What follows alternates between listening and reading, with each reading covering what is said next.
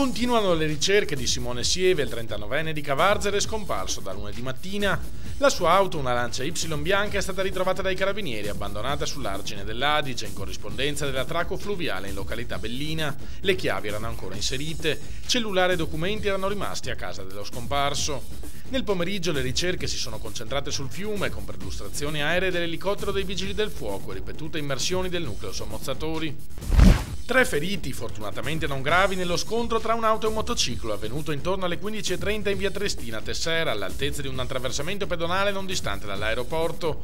La dinamica dell'incidente è ancora al vaglio della polizia municipale. 3 ambulanze e un'automedica si sono precipitate sul posto.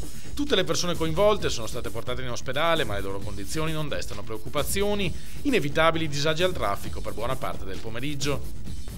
Il centro previsione maree del Comune di Venezia ha registrato a 00:35 una punta massima di marea di 106 cm al mareografo di Punta della Salute.